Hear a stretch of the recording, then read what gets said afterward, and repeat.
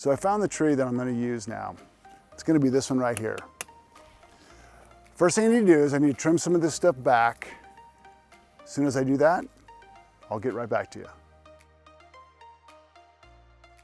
One important step we do before we attach our tarp is to clear away the stobs like you see here that I've done on this tree. I've had students forget to do this step and wind came up and it actually tore a hole in their tarp. So don't forget to remove the stobs on a tree before you begin setting up your tarp. So now I've got my stuff laid out that I'm going to need. And now we're going to start building. We've got our tree prepped. Got my 10-foot hank of paracord. I've got my first toggle that we're going to put in, and I've got my tarp. So what I'm going to do is I'm going to take one of my 10-foot pieces of paracord here, and I'm going to fold it in half, just like this. So I've got it folded in half, and I'm going to put a bite up through my toggle. Excuse me, a bite up through my grommet, like that. I'm going to do a girth hitch. And for this first toggle, I use a light stick. I use a light stick on all of my shelter builds simply because people can see my shelter in the middle of the night. Obviously, I'm not going to activate it right now, but in a real situation, I would activate this chem light or this glow stick. Okay, so once I've got my toggle in here, I'm going to go about 6 feet up, maybe a little higher. Obviously, a lot of this is going to depend on how tall you are and how high you can reach. I'm 6'2", so I'm going to go up roughly that high, like that. And then what I'm going to do is I'm going to take one of each end here, bring one of each end around the tree, and I'm going to wrap around a couple times, creating friction so that my shelter stays snug against the tree, just like that. Okay, and then once we got it to this position right here, we are going to wrap one line around once, wrap the other line around once as well, snug it down. Once we've got that, we're going to simply tie our shoes, just like that. I'm going to do one more just for security, and there we go. Our first attachment point is done. So our second attachment point is going to be the grommet that is furthest away from our first attachment point. So we'll put one of our loops. We're going to go up through our grommet like that, make our girth hitch, take one of our toggles, pop it through. Now all we need to do is stake it out.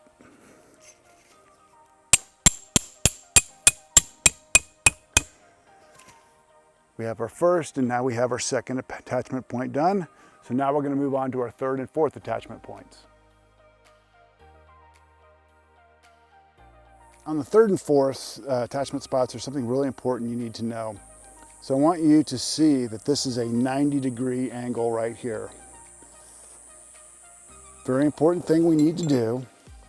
So I'm going to put my loop up through. I'm going to put my toggle through.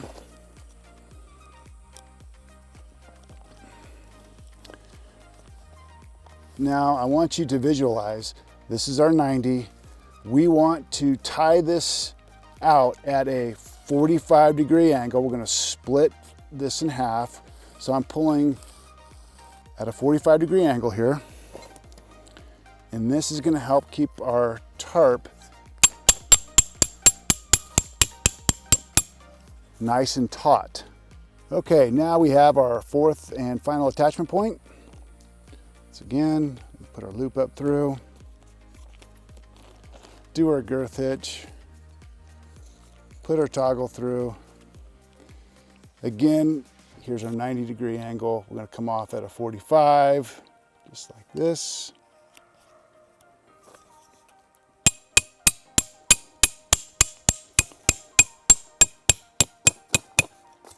And stake it down. So anyway, this is a very quick, easy shelter to learn and to build. So once again, up at the top there, we've got our first attachment point. Coming down here is our second attachment point. And we've got our third attachment point. And last, I'm gonna walk around. We've got our last attachment point. I'm gonna just kind of scoot back here so you can kind of see it.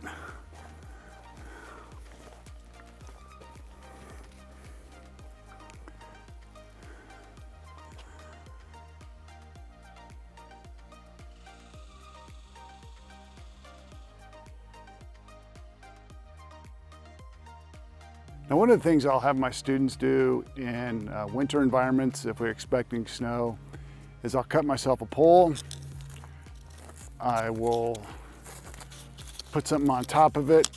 I'm going to use my tent stake bag or my stake bag. In this case, I've used socks before, hats, shirts. So the reason I'm doing this is if I'm expecting snow, I can bring it inside here like this and just bolster up my shelter, just like that. Now, we're filming in the summertime, so obviously no snow now, but I do want to show you this so that you can see if you're expecting weight to be on this in the form of, wet snow in particular, you can put something like this down just to protect the integrity of your shelter.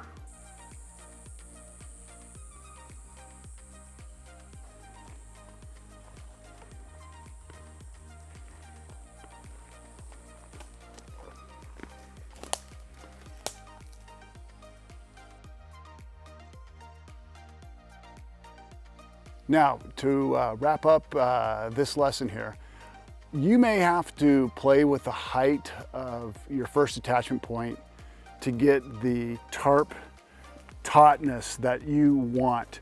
I like mine pretty taut like you see here so that precipitation will roll off.